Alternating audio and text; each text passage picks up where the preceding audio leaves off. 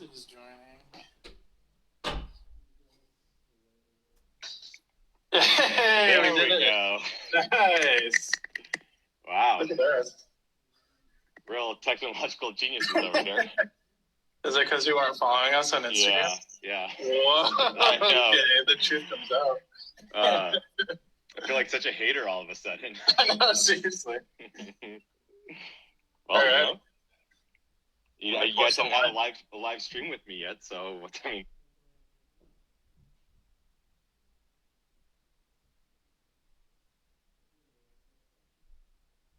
What's the point? That's my. I know, seriously. That's my minimum. I think that's our fault. What do you want to taste first, Cab? Yeah, let's do some Cab first. Okay.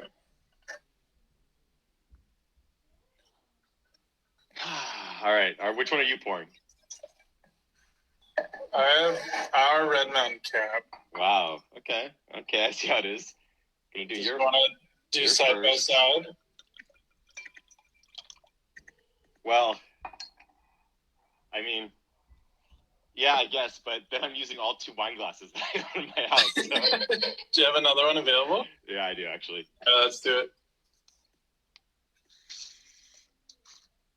It's a little known fact that winemakers actually don't have that many wine glasses at their houses. Is that a winemaker thing, or is it just me living by myself thing? I don't know. I was going to.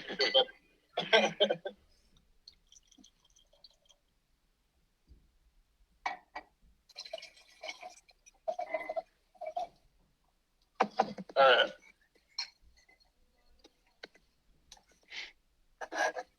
Yeah, there's always the mason jar option. That's yeah. It's a pretty real hipster. All right, you want to talk about yours first? Yeah. Stone Cairn. All right, let me get a quick smell. Okay.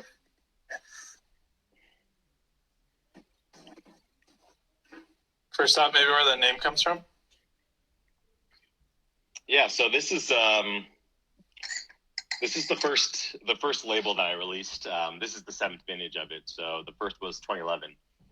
And yeah, knew I wanted to just do something different from Novelty Hill and Janik. Small amount, kind of like you guys. Just I've always loved Red Mountain. I mean, growing up in the industry, so I knew I wanted to focus on Red Mountain, which is why this side by side works. But I kind of like the so cairn is the word for a pile of rocks. Lots of people all know what it is, but lots of people don't know that word. And I just grew up backpacking. My dad was a forest ranger, and before making wine, and it was always a big part of what we did. And then the whole cairn, you see them as like a mile marker or a guide, and then Red Mountain, even though it's really a brown hill more than a red mountain. But yeah, so had to pick something also. Do you know what vineyards this is from? Mm-hmm. Put you on the spot. Hopefully I would know. Which ours are printed on the back of the bottle, so. Got a cheat sheet on the back. Wow. Yeah, so this is Quintessence, Obelisco, and Ciel du Cheval. I mean, you definitely smell and taste the quintessence in both of these. I mean, the wines are pretty different, but there is something pretty obvious that they come from very close vicinity to each other. Yeah, quintessence for me has a lot of, and we make quite a few quintessence wines, and it has that minerality kind of across the board, pretty ripe. Yeah, it smells like wet rocks or granite a lot of the time. Yeah, I get that also, but I also get, I mean, it's not an over the top, but there definitely is kind of a nice plushness to it. Like I'd like in a balanced way where you're getting, I mean, if I'm drinking red wine, I do want some of that like intense dark fruit, and you're definitely getting this with both these wines. But I think, I mean, you can even see it during harvest going through the vineyards. You can see where people are picking and both for my wine and just seeing when you guys are picking are always on the earlier side. So I think the wines hopefully are staying pretty well in balance. Mm-hmm. Okay, let's hear about your Red Mountain Cab. All right. Did you say that Mike Janik was a forest ranger though? Yeah, you didn't know he was a forest ranger? No. Yeah. I just imagine him in the forest ranger outfit. I've been trying to get him to break it out for years, but that's amazing. I think he's got it locked down somewhere in like a vault. That's awesome. So our Red Mountain Cab 2017, same with yours. Ours is a blend of Quintessence Vineyard at about 60%, 40% from our own estate vineyard. When we try and make this wine, this one is usually pretty spread out. So we're usually trying to use 4 or 5 different vineyards. This year is pretty focused. What we're trying to do with this one is have it be pretty big, plush, fruity. Still use quite a bit of new oak, but not as much as something like Quintessence or our Estate Cab, which are kind of near 100% oak. So, I mean, it sounds cheesy when we say it, but we're trying to like bottle what Red Mountain Cabernet tastes like to us. And so, going for that bright red fruit, well-balanced style cab. Mm-hmm. Yeah, I definitely get more kind of more of an acid backing, more of a structure to your wine. I think some of it's probably the treatment, but also I think Quintessence with much more of it being Quintessence than where the Stone Cairn is a little bit heavier on the Obelisco. You're getting a lot of that nice framing through your wine. It's delicious. So do you want to give some background on why we even know each other? Yeah, sure. If anyone's interested. So our dads, Charlie and Mike, both went to UC Davis back in the 80s, right? Mm-hmm. They weren't there at the same time, though. No, they weren't there at the same time. I think my dad graduated like 4 years after your dad, but he hired my dad for his first winemaking job in Washington. I think at Snoqualmie Langouth. Mm-hmm. And then they both left to work at Chateau Saint Michelle at the same time. So pretty much made wine together for all of the 90s. Mike was the head winemaker, and then my dad was the head white winemaker, and then the head red winemaker. So yeah, interesting, like still do similar things in their winemaking styles. Still get along pretty well. And then we reconnected when I went up to manage the tasting room in Woodinville, and you were living there and working there. Yeah. Great friends ever since. Yeah, sounds like you pretty much nailed it. I mean, you left out that I grew up with your parents babysitting me and Charlie's world-renowned grilled cheese sandwiches, but yeah. I saw your brother Donnie join too. My dad's told me the story about he did batting practice with him and like basically trained him to hit his first home run. Yeah. Yeah, so the story gets a little more wild every time he tells it. Yeah, well, I know the actual story. I think, at least. So my brother was a really good baseball player as a kid, and the thing he hadn't done was actually hit a home run, like, out of over the fence home run. I mean, when you're a little kid, you hit the inside Parkers, but they don't really count. Who are we kidding? Unless Luis Soho does it. And so Charlie came over and went and spent an evening hitting at the cages with my brother Donnie. And I don't know what kind of magic or wisdom he imparted on him, but the next day, my brother hit a game-winning home run sixth inning, so the last inning for Little League.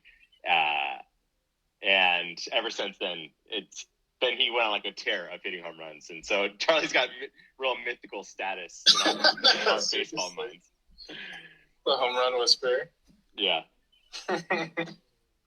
Home runs and grilled cheeses. What else do you need? Seriously. Okay. What do you see any significant differences between these wines? I can taste a little more of the oak influence on the Fidelitas. Not so much. It's still there in the Stone Cairn. Mm-hmm. I would say the Stone Cairn is a little fresher and lighter on the palate, where the Fidelitas is a little darker and heavier.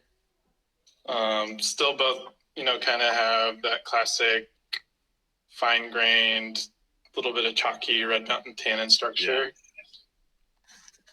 Yeah, I kind of would agree with that generally, but talking earlier about pick time, but also winemaking strategies. I mean, so like what's happening with my wines aren't going to be the exact same as the Janik or Novelty Hill wines, but more or less along with those, I'm going for medium bodied, not overly extracted, like you guys are. So even though one's heavier or one's fresher, it's not like it's not as night and day of a difference as you're going to see with a different producer, I think, oftentimes. Mm-hmm. Would like a fermentation take, like primary fermentation for Stone Cairn? So for the 17, it depended. So since it's a number of different vineyards, and even within the vineyards, some different lots. So this has a couple of different clones. So there's some clone 4. There's some from Quintessence, some clone 191. Then there's some. Then the other vineyards, it's mainly clone 4 also, which is all. I mean, probably doesn't mean that much to anybody, but it's just different nerdy wine stuff. And depending on where it's coming from, most of the skin contact time was anywhere from 11 to about 15 days or so. I don't like to go anything too crazy with Cabernet generally compared to some other varieties. And then primary, I mean, I find that especially all these are getting cold soaked for a number of days, and then it's starting with some slower, non-traditional yeast. So the primary fermentation tends to go a bit longer. So for most of these, the lots that made up this wine ended up being about 5-ish weeks of primary fermentation, and then secondary. Nice. Yeah. How about you? Cool. For a wine like this to be our pretty classic, like 8 to 12 day primary fermentation, we do a little bit of cold soaking, using, the yeast that mimics the native yeast starters. That would take a little longer. That mostly happens in some of our single vineyard cabs or single vineyard Merlots like Quintessence or Estate Blackwood. But for something like this, it's usually turned over pretty quickly. Mm-hmm. Yeah. Pretty classic. And Fidelitas winemaking style. Is it always 100% Cabernet? Uh-huh. Okay. Yeah. Anything that we do that is labeled as a varietal is always 100% varietal. Yeah. Wow. Followed us on Instagram. If you followed us on Instagram, you might. Such purists. Wow. You're just so much better than the rest of us. Oh. I mean, our name does mean. Are you calling us a liar?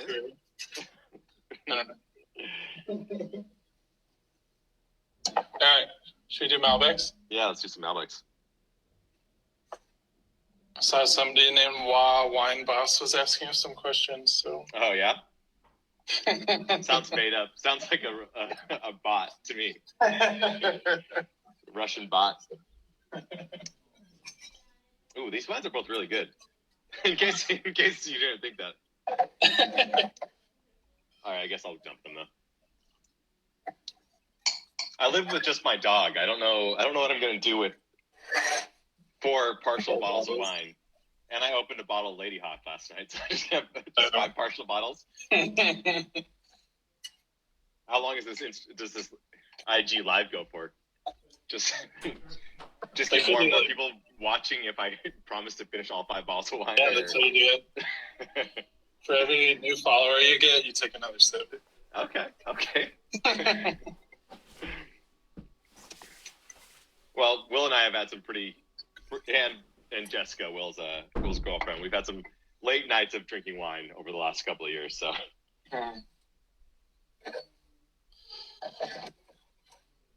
Yeah, we all got snowed in with each other at the snowpocalypse last year. Yeah.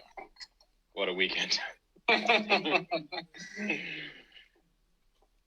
Yeah, my dog's confused why she got so accustomed to the two of you hanging out. Now she's just so lonely. She's just wondering why her friends have abandoned her to Eastern Washington.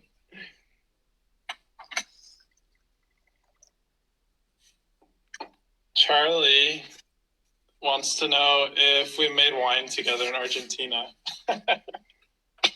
What a leading question. I don't know. It kind of rings a bell, but not fully. You know?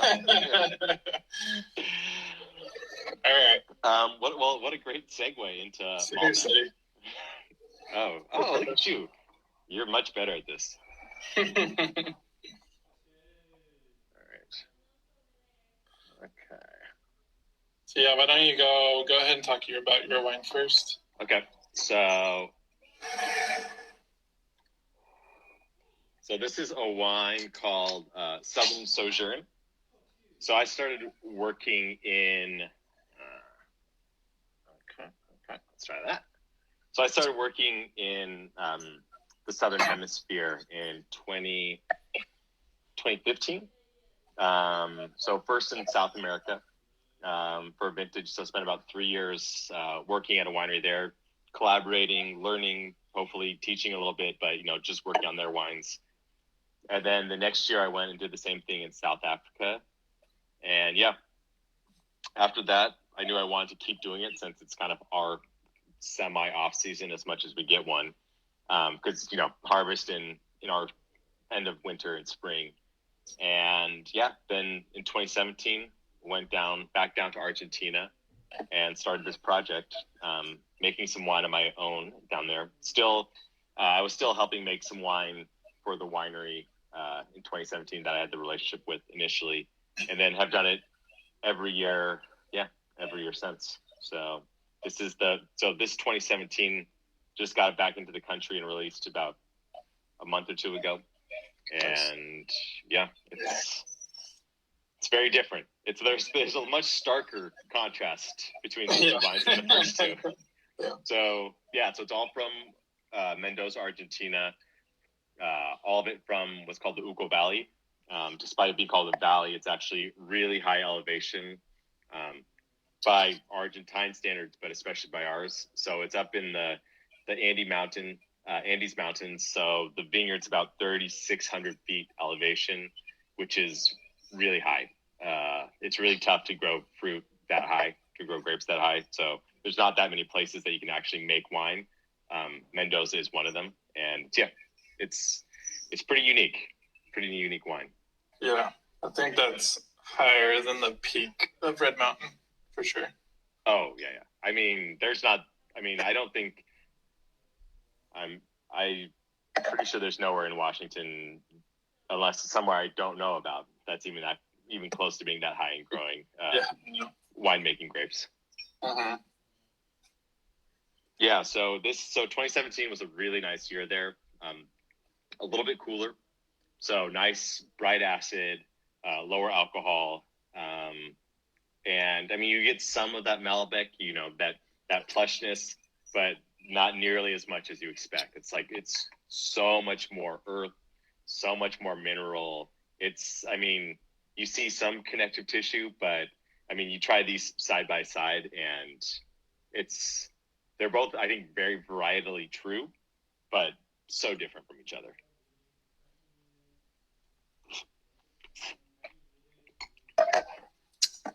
Yeah, you do get more of that. It's almost like that scorched earth aroma to it. Mm-hmm. It's really pretty. Yeah, so most people who've had Malbec, obviously, hopefully they've had Washington Malbec or other domestic ones. But then they've also had Argentine Malbecs, wines from Argentina. But really, most of the production in Argentina is coming from a lot lower elevation than this. And most of the wines in Argentina are going to be a little bit more similar to a Washington State Malbec. But once you get really high up into the mountains, most people who make wine there think that that's where the best wines in the country are coming from. But it's just, more expensive. You can't grow as much. It's more difficult. But the wines that are good up there are, you've had plenty of them when we were there together, are pretty spectacular. Yeah, it seems like you don't. Like, we saw so many labels there when I was in Argentina that I'd never heard of or recognized. Yeah. When you just go through like the Argentina section even at like a really good wine shop, it just seems like none of them make it back here. Yeah, you tend to see, you see the bigger producers, which, some of them, not as a diss, lots of them are making really delicious wine. Some of like the Catena wines are like really incredible, and like Zuccardi, and most of, in my opinion, their best wines are coming from the same region. They're of course getting from all over Mendoza, but yeah, it's just that was one of the reasons that I wanted to make this wine, other than an excuse to go to Argentina a couple months a year, is to try to bring up a wine that people maybe wouldn't necessarily go out of their way to try, something from this region, but also to make it kind of in a style that is more actual winemaking wise, more like what we would do, but with their fruit, to hopefully get something kind of unique. Yeah. Yeah, but these wines are very different. Yeah. I assume everybody watching has all four of these wines open in front of them right now.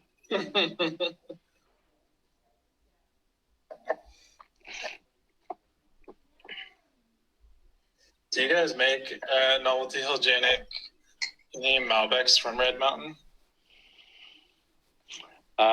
We do not. No. We get Malbec from a few different places. Janik, we get it from Shampoo, and we make a vineyard designate Malbec from there. And then Novelty Hill gets some from Stillwater Creek and do the same thing there. So make two vineyard designate, and then the rest goes into blending. And we make a third Malbec that is really, really great fruit, and is some of the more interesting Malbec and some of the more interesting red wine, I think, coming out of Washington, from Gamache, and it's really great. I always mix up. I always say it the wrong way first, and then have to correct myself. I know, it drives me crazy, I think. Gamache. I don't know if I've told you about Shampoo Malbec. Oh, well. She's so fancy. I don't know if Charlie's told you about, probably 3 years ago. So we hadn't started working with that vineyard, Gamache, and my dog whining.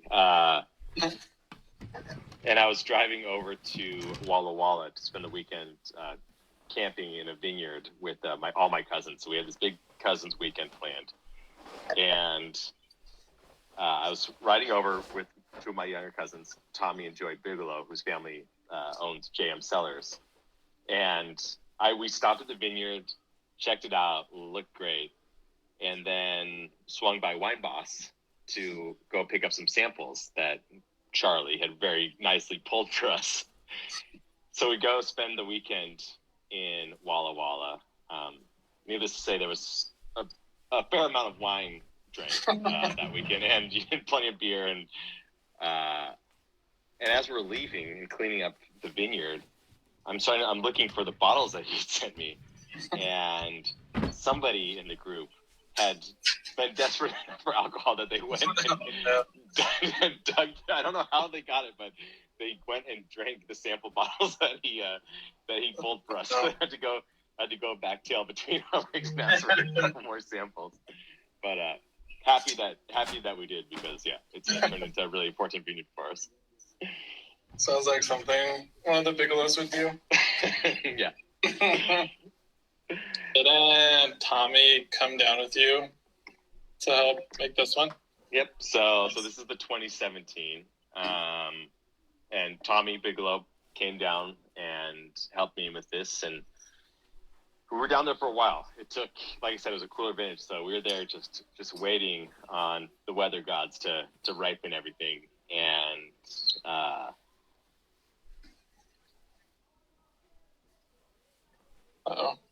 stay for the two of us. And then the next year you came down and helped me, and we were a little bit smarter about it. We were able to do it a little bit more streamlined. And then 2019, Joey Bigelow, nice. Tommy's younger brother. Yeah, nice. I remember the first trying this. So of course, went through and made it in 2017 with Tom. And when we got down there, we had that really weird. We flew to Argentina through England, which for anyone who doesn't know geography is not the way to fly to Argentina. So making a giant, the biggest triangle on planet Earth you could ever make. Yeah, so we had this weird 14-hour layover in England, and get on one of those double-decker buses and just kind of go through the city. And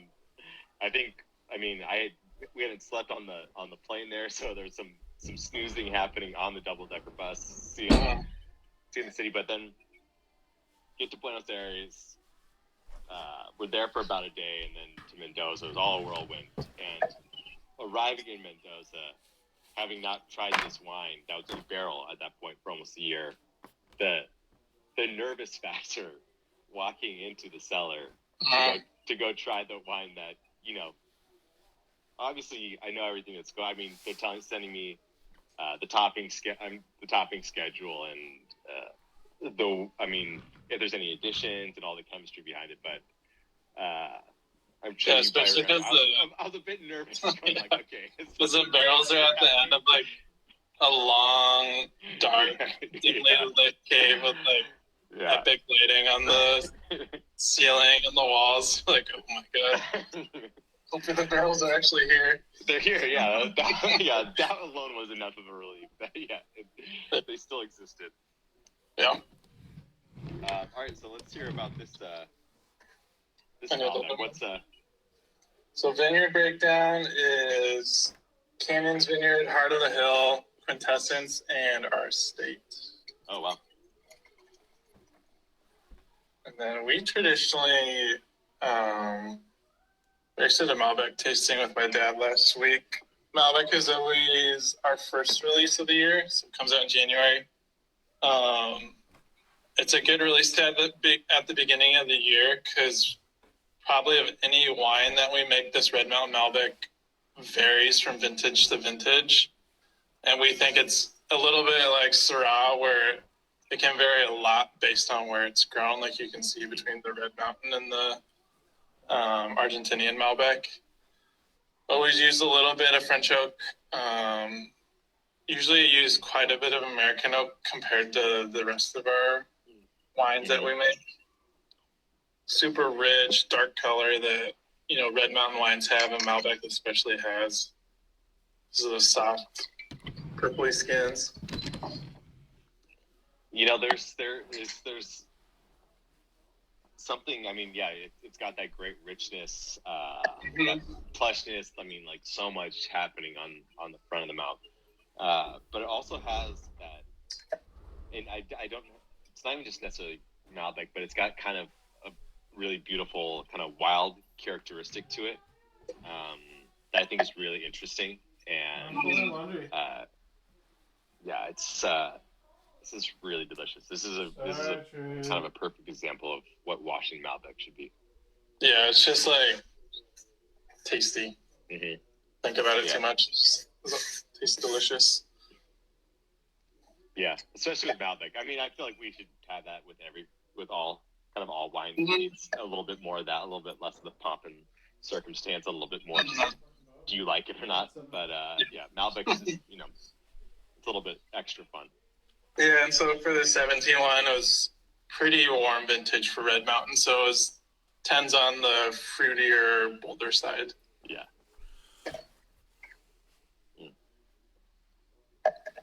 Yum-y. Yep. All right, so what are you going to drink the rest of the night? Are you going to have... I'll probably do some blind tasting. Yeah? Yeah. That's It's always fun when you have this many wines open. Yeah. Smart. Yeah.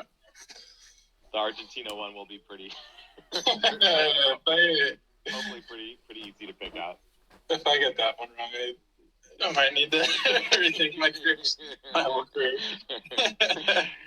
Oh, we should do a lot. Next time, do a live blind tasting. That'd be so stressful. Yeah. I don't know if we need to add that to the anxiety levels that everybody's ready for that. Oh, Charlie has another question. Is Andrew's Malbec available in the tasting?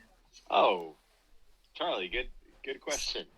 Yeah. So as far as I know, I won't speak for your wines, but they are all available in the tasting room, or online. Now we're seeing more online orders and a little bit less tasting room action. But yeah, it's so swing by Novelty Hill Janik and come grab a bottle or a pallet. Probably just by a pallet of wine, honestly. Yeah. Can Mike and Charlie do a live tasting? That is a great question. I know. The whole time we've been doing this, I kind of feel like everybody's getting the JV squad. I know, seriously.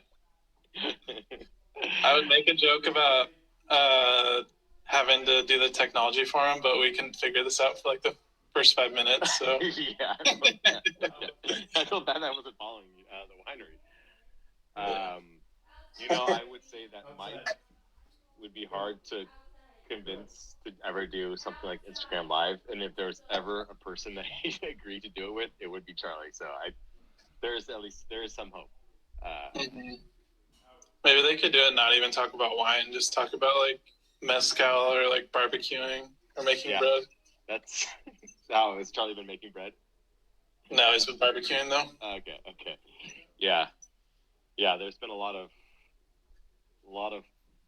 baking bread. I got a call from my dad today asking how I'm doing on pulled pork. I don't have any. So, I'm currently not on pulled pork. Yeah. Going into full nesting mode during quarantine. How to feed as much as possible. That's awesome. Yeah, I'm not complaining about it. Cool. Yeah. All right. Any more questions or? Any more questions from the fans, Jess? No, all out of questions. Okay. Oh, somebody wanted a live side-by-side of Griffey and Colby to end it. Okay, Colby. Griffey, come here. Come here.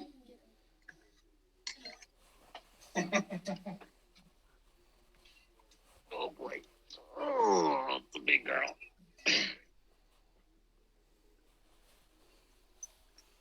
Here we go.